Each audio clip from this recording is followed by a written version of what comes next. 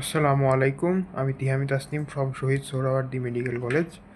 তো আজকে চলে আসলাম ইংলিশের একটি টপিক নিয়ে, ইংলিশ গ্রামার অংশের সাবজেক্ট, অবজেক্ট এবং কমপ্লিমেন্ট চেনার উপায়।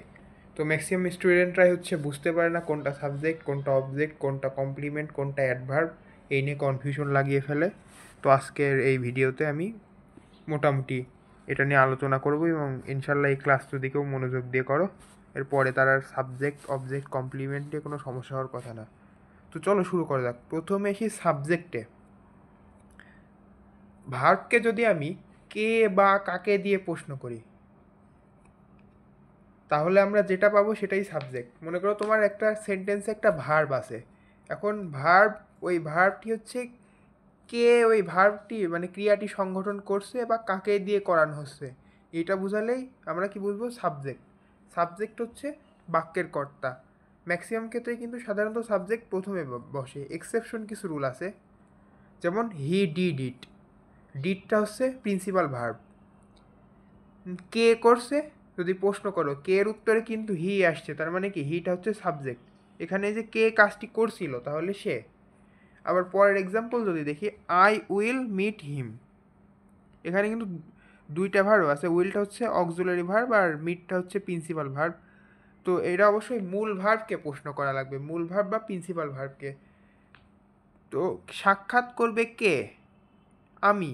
তাহলে আইটা হচ্ছে কি? সাবজেক্ট। আর এই যে সাবজেক্ট তো ম্যাক্সিমাম ক্ষেত্রেই প্রথমে বসে, এটা হচ্ছে চেনার আরেকটা উপায়। আর পরের উদাহরণে যাওয়া যাক। দে হেল্প আস, হেল্পটা হচ্ছে প্রিন্সিপাল ভার্ব। কারা সাহায্য করছে? তারা, দে। এই যে আমরা প্রশ্ন করছি কি বা কাকে দিয়ে প্রশ্ন করলেই এখানে দেটা হচ্ছে সাবজেক্ট পাওয়া যাবে। তো সরি, কে বা কারা দিয়ে প্রশ্ন করলে সাবজেক্ট পাওয়া যাবে, কি বা কাকে হলে কিন্তু অবজেক্ট।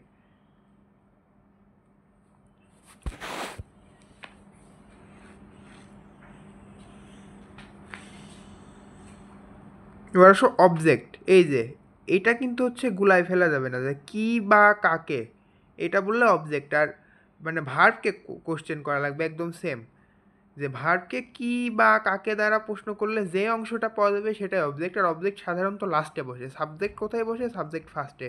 কে বা কারা দিয়ে প্রশ্ন করলে কি পাওয়া যায়? সাবজেক্ট। আর কি বা কাকে হলে অবজেক্ট। এই জিনিস কিন্তু গুলানো যাবে না।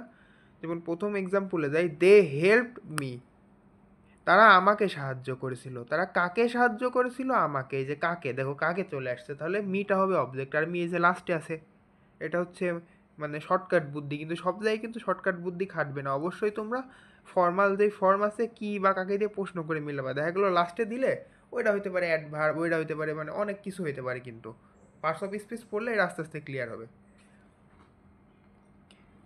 পরের উদাহরণে দেয়, দে প্লে ফুটবল, প্লেটা হচ্ছে প্রিন্সিপাল ভার্ব। তো কি বা কাকে দিয়ে প্রশ্ন করতে হবে? তাহলে তারা কি খেলছে? তারা ফুটবল খেলছে। এই যে ফুটবল কি দিয়ে প্রশ্ন করলে ফুটবল পাওয়া যাচ্ছে, আবার ফুটবল লাস্টে আছে, এই জন্য ফুটবলটা হচ্ছে অবজেক্ট।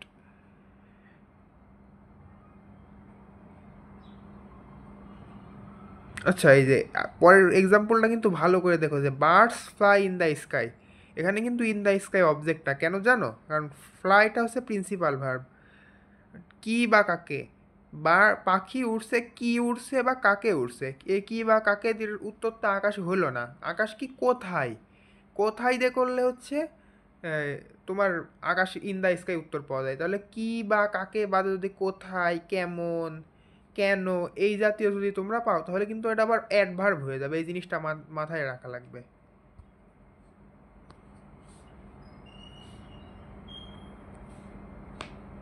এই যে যে কখন, কোথায়, কিভাবে, কেন, শর্ত, ফলাফল ইত্যাদি হলে অ্যাডভার্ব হবে। তাহলে কে বা কারা, মানে আমার কাজ হচ্ছে ফার্স্টে প্রিন্সিপাল ভার্বকে প্রশ্ন করা লাগবে। এটা যদি তুমি বুঝতে পারো তাহলে কিন্তু ইজি। প্রিন্সিপাল ভার্বকে আমি প্রথমে কি কে বা কারা দ্বারা প্রশ্ন করলাম, তাহলে আমি কি পেলাম? সাবজেক্ট। আবার আমি কি বা কাকে দিয়ে প্রশ্ন করছি, তাহলে কি পাচ্ছি? আমি অবজেক্ট। এবার আসো এ বাদে বাকি যা আছে, এই যে কখন, কোথায়, কিভাবে, কেন, এগুলাতে কোশ্চেন করলে আমি কি পাবো? এগুলাতে কোশ্চেন করলে আমি পাবো অ্যাডভার্ব পাবো।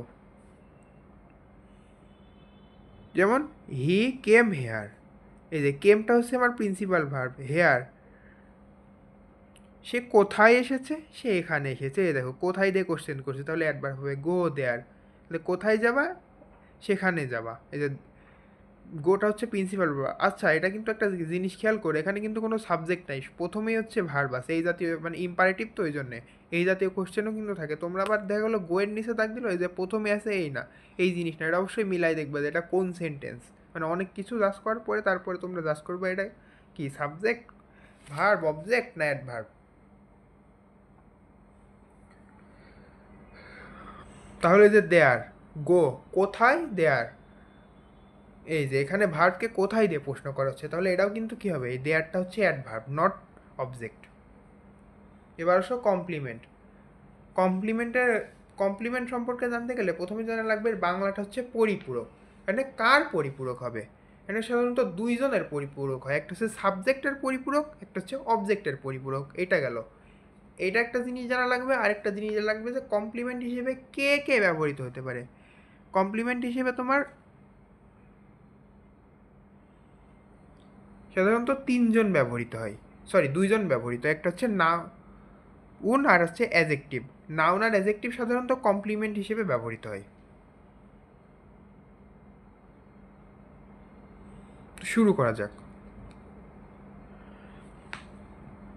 এই যে কমপ্লিমেন্ট অর্থ পরিপূরক, যখন কোনো ওয়ার্ডের সত্তা সাবজেক্ট অথবা অবজেক্টের সত্তার সাথে মিলে যায় তখন তাকে কমপ্লিমেন্ট বলে। এই যে যখন একটা ওয়ার্ড দিয়ে ওই সাবজেক্ট বা অবজেক্টকে তুমি ধরতে পারবা, যেমন দিস ইজ টি, এটিই চা। এটি কি চা, তাহলে এটা আর চা কি একই জিনিস না, যেটা চা সেটাই তো এই জিনিস।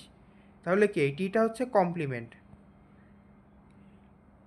এটা কিন্তু নাউন কমপ্লিমেন্ট, কারণ কি টি চা একটা নাউন না। এবার he is my elder brother, এখানে হি আর মাই এল্ডার ব্রাদার, সেই কি আমার বড় ভাই না, অবশ্যই সে, মানে এখানে কি, এখানে হি আর মাই এল্ডার ব্রাদার একই ব্যক্তি দ্বারা বোঝাচ্ছে। আবার এখানে দেখো দিস আর টি, এটা কিন্তু একই জিনিস। সো এরকম দুইটা জিনিস যখন একই হবে, মিলে যাবে, তখন সেটা হবে কমপ্লিমেন্ট।